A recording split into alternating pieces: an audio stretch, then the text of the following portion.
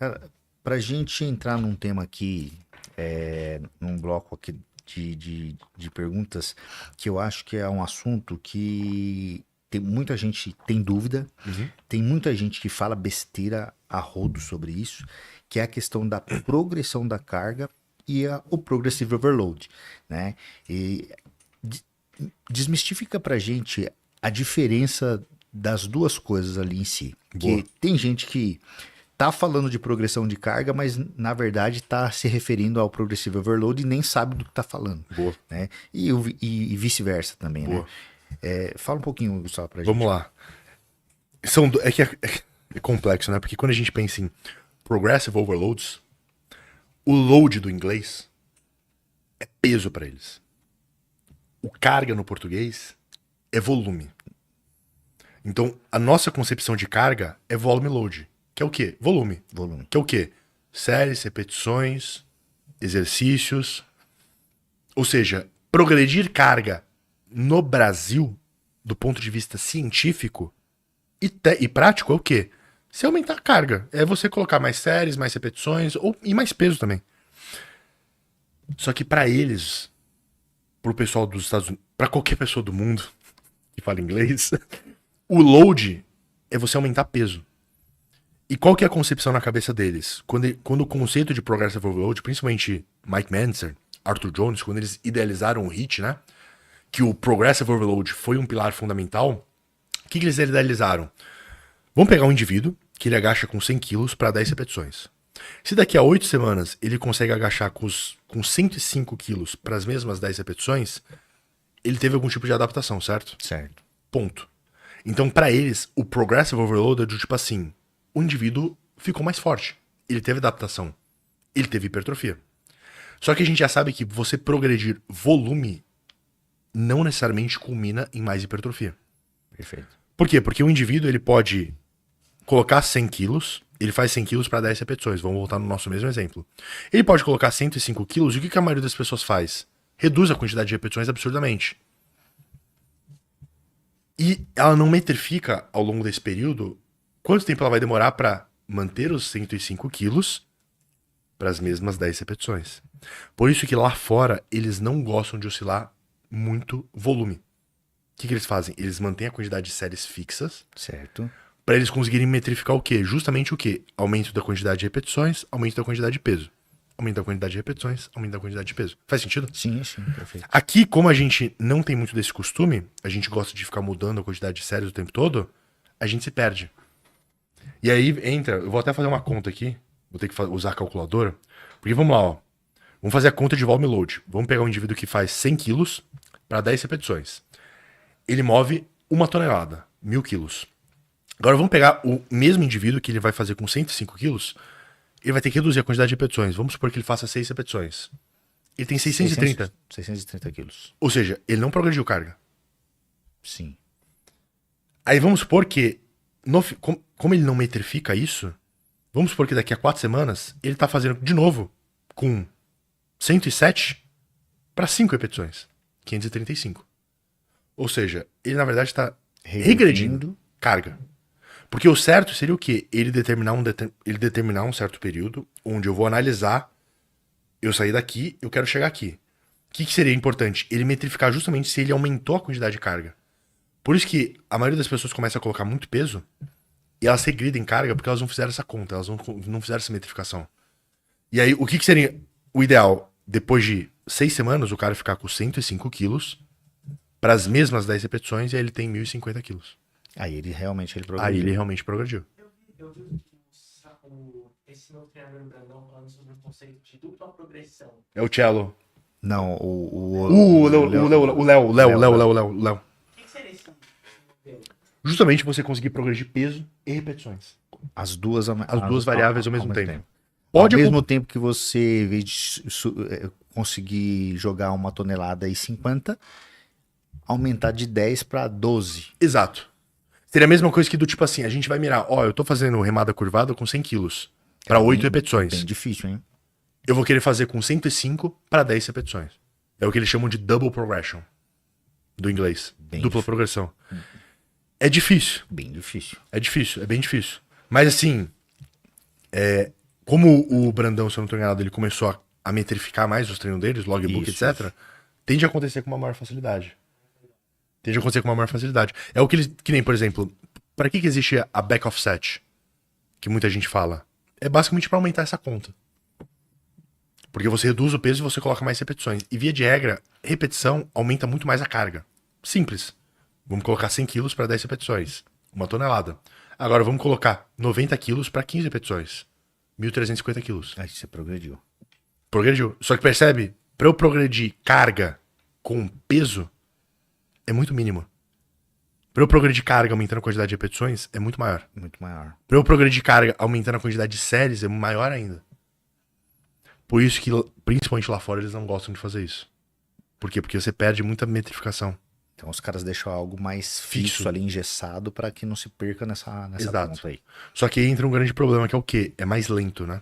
É bem mais lento. É bem mais lento. Bem mais lento. Na hora que você vai fazendo essa conta, Que- vai ficando mais lento. Se a gente for pensar em como maximizar essa questão da hipertrofia, quando o indivíduo chega ali numa carga extrema e ele acaba não conseguindo mais progredir aquela carga, né? Essa carga ser aumentada. Então ele vai ter que ficar batendo ali, e às vezes por a questão de meses, né? Até ele se acostumar com aquele determinado peso, para que aí sim ele consiga progredir um pouco mais. Se a gente for pensar em 200 quilos, por exemplo, e você colocar 10 quilos de cada lado, você acabou subindo 20% da carga. E para você progredir 20% da carga quando você já está na máxima, bom, é algo É bem difícil. bem difícil. É bem difícil. Bem difícil, ele demanda muito tempo. É aí que entra, na minha concepção, a periodização. Porque no bodybuilding, no fisiculturismo, nas academias, as pessoas elas acham que a progressão ela vai ser infinita, né? E se fosse infinita, tava todo mundo fazendo levantamento de terra com 4 toneladas. Exatamente. E não é assim. Não é. E aí que entra a concepção de você saber que, por exemplo, eu compartilho muito da ideia, por mais que lá fora no bodybuilding não seja muito utilizado, da ideia de você subir gradualmente o volume de treino para você gerar adaptações. Porque a gente já sabe que pra gente quebrar platôs em questão de força e de adaptação, a gente precisa dar uma determinada porrada. Essa porrada vem de você aumentar a carga. A carga é você aumentar o volume de treino. Então eu gosto muito da ideia de você... Consegue coloca no Google de novo pra mim, por favor? Coloca aí... supercompensação positiva. Deixa eu ver se do português ele vai encontrar. Porque aí, Gustavo, se a gente for pensar em atleta de elite ali, um atleta que sempre sabe chegar até a falha, um cara que sabe, conhece ali um treino, vamos citar o próprio Jay Cutler aí, atletas desse nível. Aqui, ó. Onde a margem ali para aumento da carga ela é bem mínima. Ela é bem mínima. Ela é bem mínima. Como que ele vai fazer para manter o estímulo ali de sobrecarga no músculo? Aí seria a adaptação do volume. Aqui, ó, por exemplo, ó. O que é a ideia? A ideia é que aconteça isso daqui, né? Que é o quê? Essa curvazinha ondulada, pessoal, é basicamente o quê? Você estar gerando adaptações positivas para o músculo. Aqui não dá pra ver, mas tá escrito tempo, tá? E ali em cima tá escrito o quê? Volume. Aqui seria a ideia do quê? De você ir aumentando o volume de treino dentro de um determinado período de tempo para a pessoa ter uma progressão. Só que o ponto é, às vezes, em muitos casos, você vai precisar reduzir o peso para aumentar esse volume de treino. Certo. Só que as pessoas não querem fazer isso.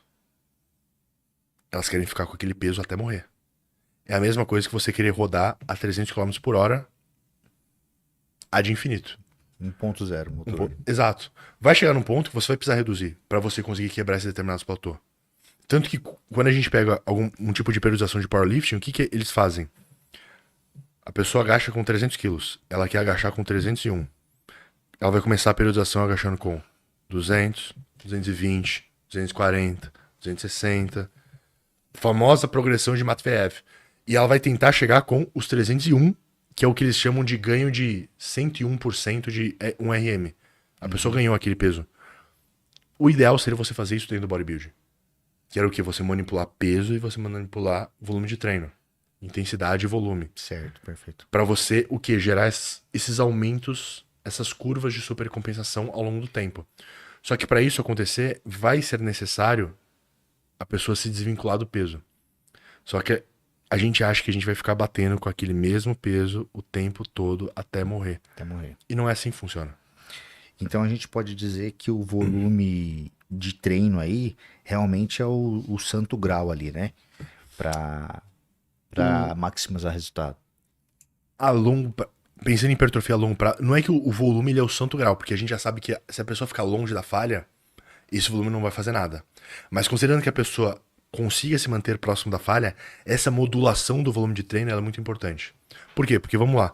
Vamos supor que a pessoa suporte 20 séries. Vamos supor que essa pessoa, o MRV, né? O máximo de volume que ela consegue superar é 20 séries. Se ela fizer 6 séries, ela vai ter hipertrofia? Vai. Certo. Mas muito subotimizado, certo? Mesmo que ela faça 6 repetições até a falha. Ela aguenta 20. Ela tá fazendo 6. Por que ela tá fazendo 6? Ela poderia fazer ainda mais 14. Então, de fato, o volume ele é fundamental para hipertrofia quando a pessoa sabe chegar próximo da falha. Saberia. E aí faz muito sentido. E aí, mais uma vez, é importante o quê? A pessoa justamente descobrir isso daí. O quanto que ela tolera. Pra justamente conseguir fazer esses aumentos de volume de treino. Certo. E explica pra gente, então, essa questão do volume load aí, né? Que seria séries, vezes repetições, vezes carga. Isso aqui pode ser uma métrica enganosa para sinalizar a hipertrofia ou não? Justamente, imagina que você aumenta o volume load, só que você fica longe da falha. Que é justamente o que Que é justamente o que a gente tá falando. E é muito fácil você fazer isso, porque vamos supor, vamos pegar mais uma vez a calculadora, vamos abrir aqui. Vamos supor um indivíduo que ele faz 100 quilos para uma repetição. O famoso 1RM. Vamos supor que ele coloca 30 quilos, certo? Ele conseguiria fazer o quê? Umas 40 repetições. Vai dar 1.200 de volume load. 100 vezes 1 vai dar 100, certo? Ou seja, não necessariamente você aumentar o volume load, você vai estar trazendo mais hipertrofia. E qual seria ali um trabalho que você considera mais fidedigno nesse sentido para resultado? Em questão de volume load, É. eu gosto da concepção de você trabalhar próximo da falha, ou até a falha, próximo do volume que a pessoa consegue tolerar. Então, se ela tolera 20 séries, 18 séries, próximo da falha, e vai modulando isso ao longo do tempo. Ao longo do tempo. Ao longo do tempo.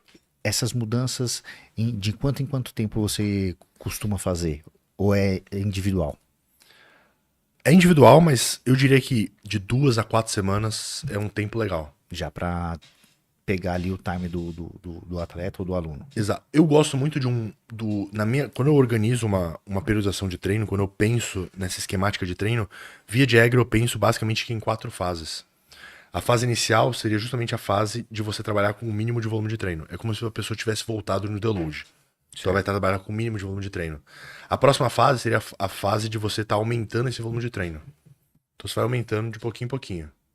A terceira fase seria a fase onde você vai estar trabalhando com o quê? Com volume X. E eu gosto de preconizar o quê? Força.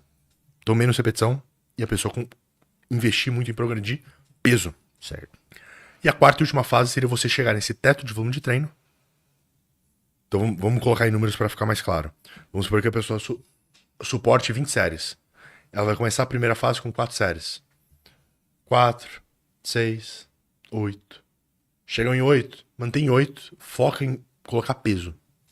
Ela ainda tá muito longe do que ela tolera. Tá fazendo 8, ela tolera 20. Certo, certo. Fica umas 4 semanas nessa fase, 4 ou 6, ou até mais, a depender.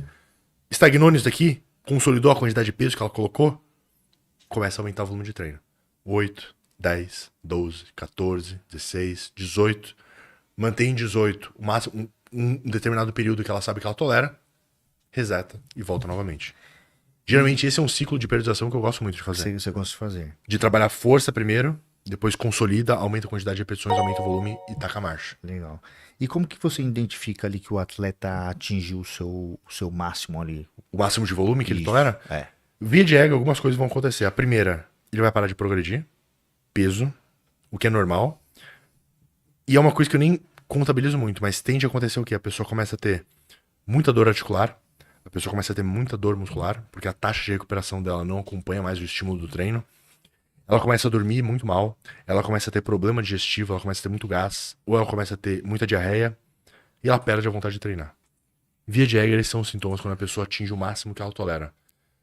E via de regra isso acontece não necessariamente porque o volume de treino está muito alto, mas porque a capacidade da pessoa de se recuperar não está acompanhando isso. Chegou nesse limiar. Deload, como que é? Deload. Deload. Deload. Tem dois caminhos que a pessoa pode seguir. Ou ela faz um deload, ou se ela atingiu esse período e ela ficou pouco tempo nesse período, ela pode voltar para um volume um pouco abaixo. Então, vamos voltar nas 20 séries. Ela chegou nas 20 séries. Porra, atingiu o máximo. Se ela ficou pouco tempo, ela pode voltar para umas 14 séries que ela vai ficar legal. Mas agora, se ela ficou muito tempo nisso, ela vai precisar de um deload.